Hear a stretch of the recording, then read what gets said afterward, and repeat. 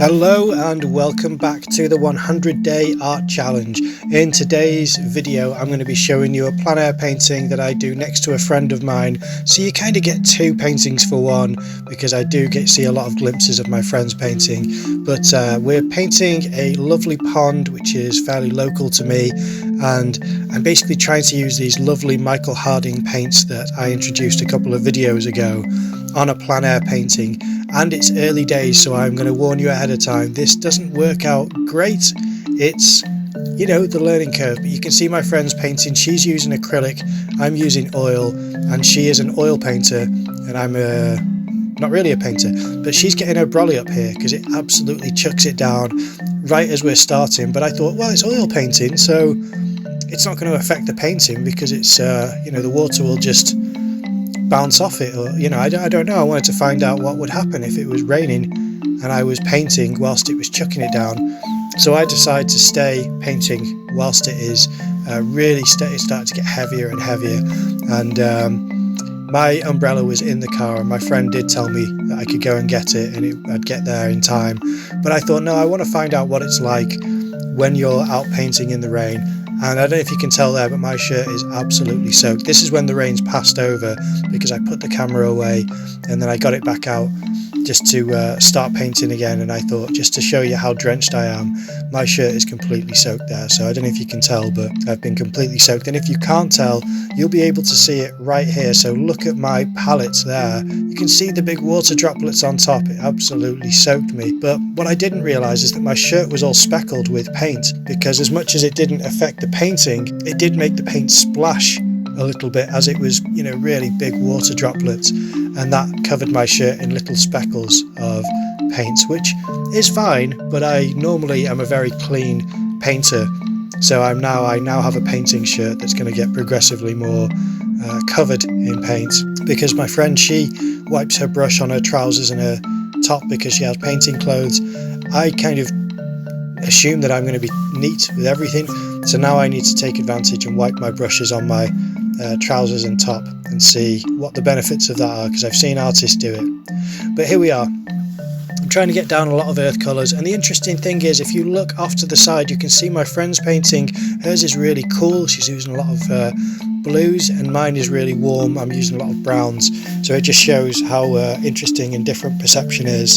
Her sky is really lovely and purpley, and mine is pretty flat. And I would say I haven't got to that yet, but as much as that's true, I do more in the sky. I only do things like this. It doesn't turn into something very dramatic and beautiful like my friend has in the sky. But that's why it's interesting seeing two people paint the same scene, is that you'll get different approaches, different interpretations, and different perspectives or perception of the same scene. And that's what you've got going on here. Plus, she's a professional painter and I do things like this, but I'm trying to improve, so I'm hoping that as you watch this you will see a bit of an improvement, even though this is a more ambitious painting than I do after this. After this I take myself back to school in a way, and you'll see how that happens in the next week or so with all the videos that I upload. But with this, I went in a bit overconfident, thinking I've done plein air painting before, I can pull something together that's half decent. And well, you'll see, it just kind of stays a little bit too loose and unresolved, I think would be the expression. But it was fun, and just because you don't always come up with a good painting doesn't mean it's not a fun thing to do. And I will always encourage people to try plein air painting, because you don't have to show people, you don't have to do what I'm doing and publish it on YouTube for viewers to see. You can keep it to yourself. It's a really good way of learning where your weaknesses lie.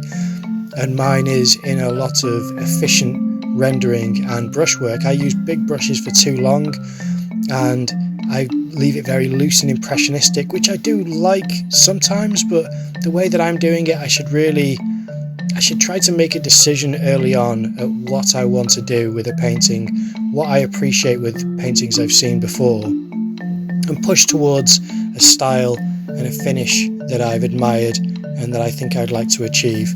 That's always the best way to approach painting in my experience so far.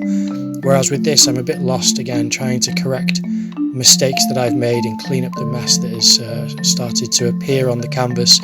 And that's not a good way of making art, I don't think, necessarily. Sometimes it can be. I shouldn't really say anything as a hard and fast rule, because I have a lot of conversations with artists talking about how making a mess first and then cleaning it up is a good way of making art.